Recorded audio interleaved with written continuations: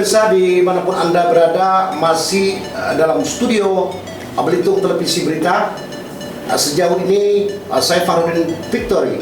Pada episode kali ini akan menayangkan sebuah cerita tentang 10 orang narapidana ataupun tersangka yang pada hari ini sudah bebas. Kita ketahui bersama sejak tepatnya pada bulan Mei tahun 2024 yang lalu, ada 10 orang yang ditetapkan sebagai tersangka oleh pihak Polres Belitung berkaitan dengan kasus tambang ilegal. Nah, sejauh ini kasus tersebut dikawal oleh pihak Asosiasi Penambang Rakyat Indonesia Cabang Belitung Indonesia, Belitung Timur maksud kami, yaitu APRI, Pak ya. Nah, kemudian juga dikawal oleh Asosiasi Pelaku Tambang Inkonvensional, Aspeti dan Astrada. Nah, pada hari ini kedua lembaga ini telah hadir di studio kami. Tentunya kita ingin mendengar kronologis cerita dan sampai pada hari ini mereka telah bebas melaksanakan daripada kewajiban mereka sebagai tersangka menjalani hukuman. Nah, sebelumnya kami sapa dulu dengan Bapak Rudi JW. Selamat siang, Pak. Selamat siang. Pak Rudi JW ini selaku Ketua APRI, Pak ya, Betul. untuk Belitung Timur. Betul. Di samping itu juga telah hadir Bapak Rudi Mudo. Ya, selamat siang. Nah, beliau ini selaku Ketua Aspeti Ya, betul. Belting. Ya, betul. Nah, saya akan menyapa Pak Rudi JW dulu. Pak Rudi, dapat diceritakan dari awal kasus mereka ini sejak bulan 10 Mei yang lalu ya, tahun 2024. Seperti apa, Pak? Oke, baik. Jadi pertama, Pak, memang kalau di Belitung Timur ini, Pak, kurun waktu 2 tahun terakhir ini masyarakat penambang ini memang banyak terjadi penangkapan. Maka kami dari selaku asosiasi sampai dengan saat ini tetap memperjuangkan bagaimana masyarakat ini bisa menambang secara legal. Itu tujuan kami ya. Nah, terkait dengan persoalan penangkapan 10 orang warga Damar, Kecamatan Damar, Belitung Timur, pada waktu itu tepatnya tanggal 10 Mei tahun 2024 yang lalu, ketika kami mendapat kabar tersebut bahwa kami selaku asosiasi yang memang notabene tujuan dari organisasi itu adalah untuk memperjuangkan hak-hak para penambang rakyat ini. Nah, kami memang pada waktu itu berencana akan menggelar aksi, Pak. Aksi unjuk rasa pada tanggal 20 Mei kemarin. Nah, salah satu agendanya tadi bahwa kami minta pembebasan 10 orang itu. Nah, tapi aksi unjuk rasa waktu itu karena persoalan keamanan dan ketertiban dari pihak kepolisian Polres Belitung Timur itu mengarahkan untuk dilakukanlah audiensi dengan Forkominda. Jadi pada waktu itu tanggal 20 terjadilah audiensi itu. Nah, salah satu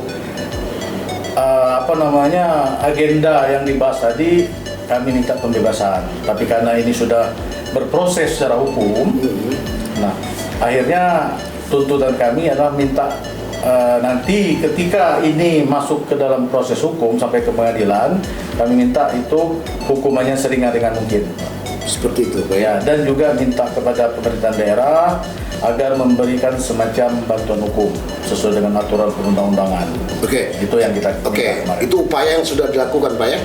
Nah, kemudian singkat cerita 10 orang ini ditetapkan. Kebutuhan, mereka kan tidak mau tahu, mereka tidak berpikir izin, Pak. Mereka tetap harus melakukan pekerjaan. Iya, isi perut dulu ya. Isi perut dulu, yang Pak. diutamakan. Ya, yang utama. Jadi kami selaku asosiasi sebenarnya prihatin dan mengajak pemerintah daerah juga untuk sama-sama mendorong perizinan untuk rakyat Kabupaten dengan khusus Sebabel ini, Pak. Berarti garis besarnya terkait adanya kejadian tersebut. Ya. Jadi Aspeti pun berperan aktif ya, Ya. bergandeng tangan dengan APRI, Pak. APRI ya. Maupun Astrada, Pak. Terkait masalah itu, Pak ya. Oke.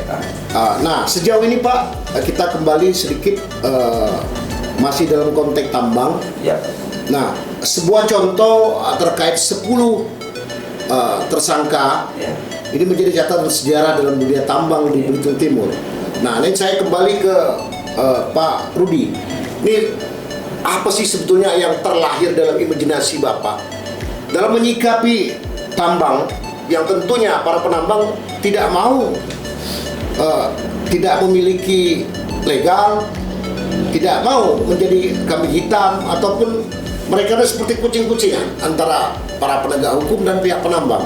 Nah, mungkin ini ada strategi ataupun rencana ke depan yang sudah Bapak persiapkan dan masih dalam tahapan perjuangan demi para penambang. Nah, seperti apa, Pak?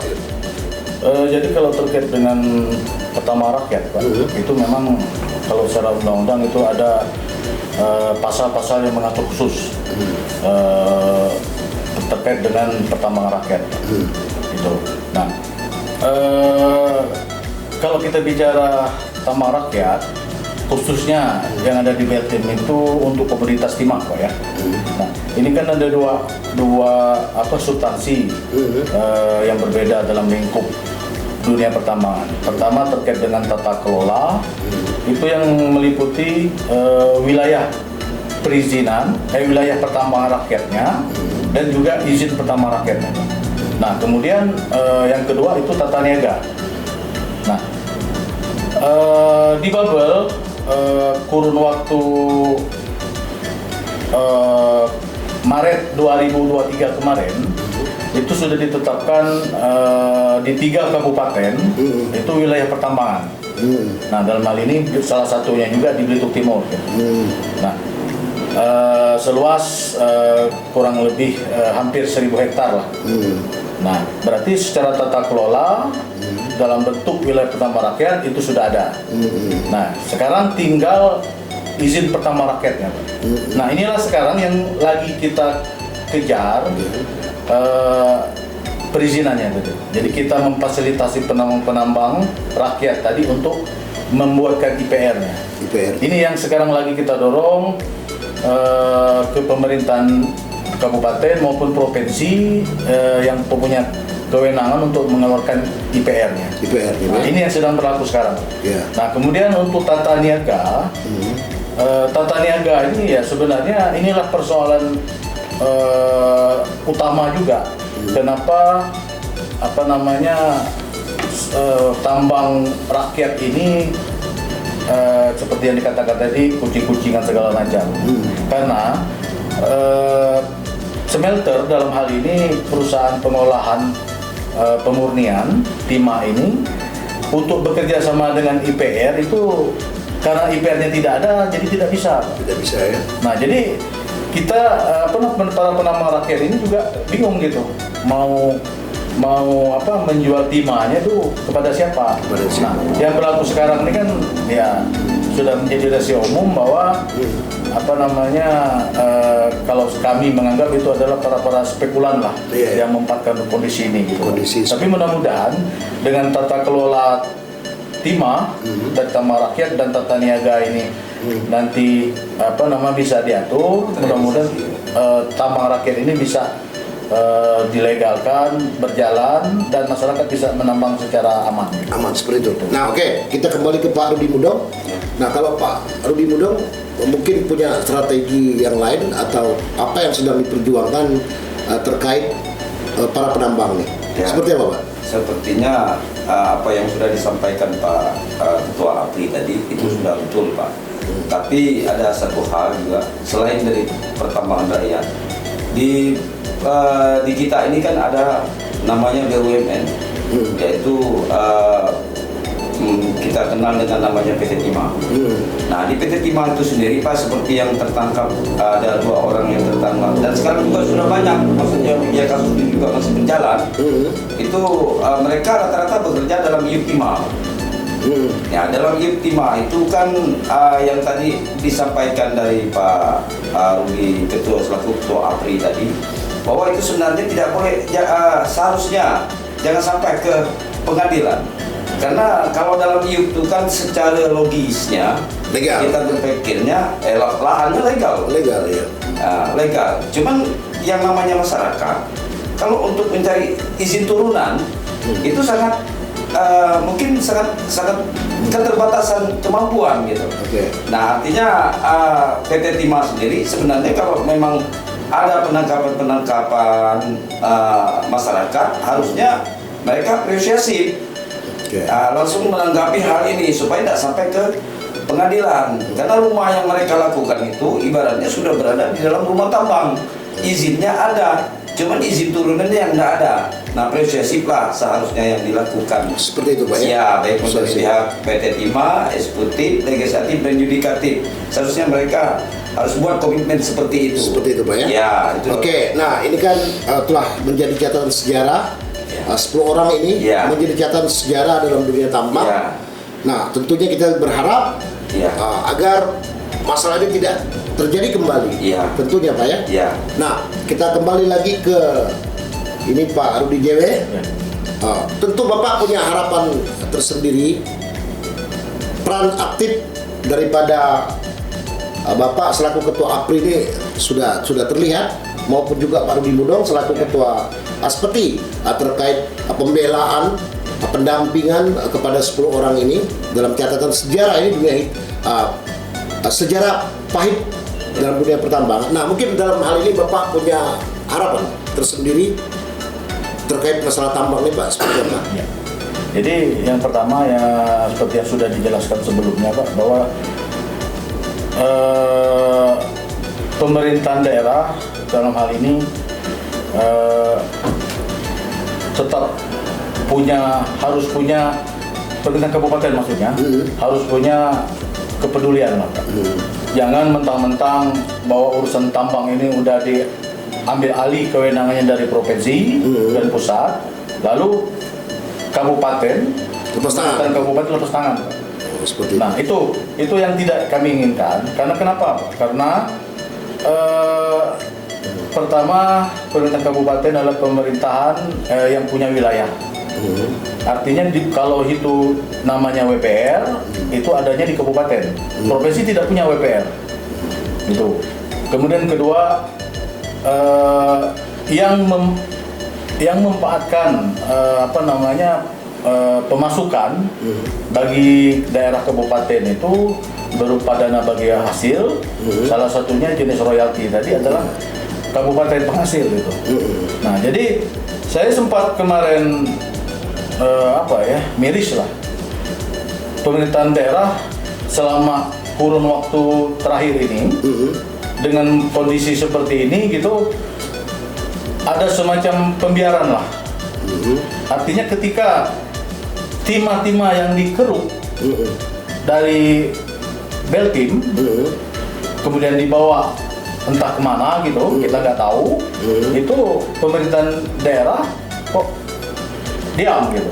Dan nggak dapat apa-apa gitu ya? Yes. Memang efeknya nanti selain tidak dapat apa-apa juga ada pembiaran gitu, Pak. Seharusnya ini dikejar tuh didorong dalam artian bahwa ketika ini sumbernya berasal dari tambang rakyat, ya segeralah dorong. Kalau ini perizinan yang jadi masalah lambat, bagaimana caranya biar perizinan cepat terbit gitu. Nah itu. Oke, kalau Pak Rudi Mudong sendiri? Ya, kalau saya mungkin tidak terlalu banyak ini, Pak. Cuman apa yang sudah disampaikan dari Ketua APRI tadi itu sudah benar. Cuman ada satu hal, Pak, terkait dari yang 10 orang itu, dalam hal ini jangan sampai nanti menjadi momok juga di masyarakat.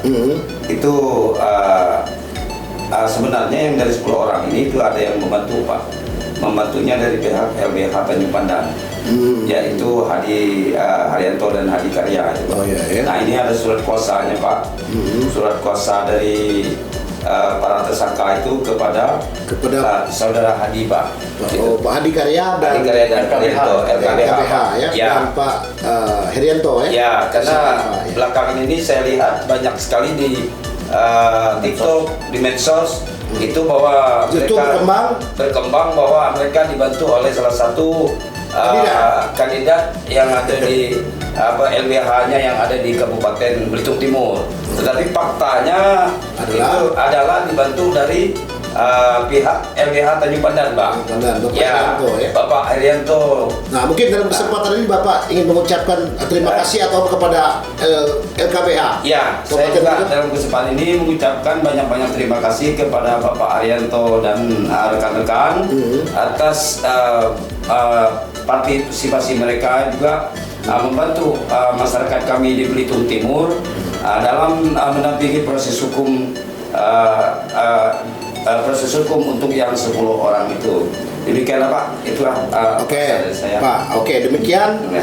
tentunya perjuangan dari pihak APRI maupun Aspeti dan juga Astrada. Ya. Tentunya ini merupakan sebuah perjuangan murni Ya. untuk kepentingan kalangan penambang. Ya. Namun di momen ini Ya. kita tidak berharap adanya dijadikan sebuah kepentingan momen politik Ya. untuk Ya.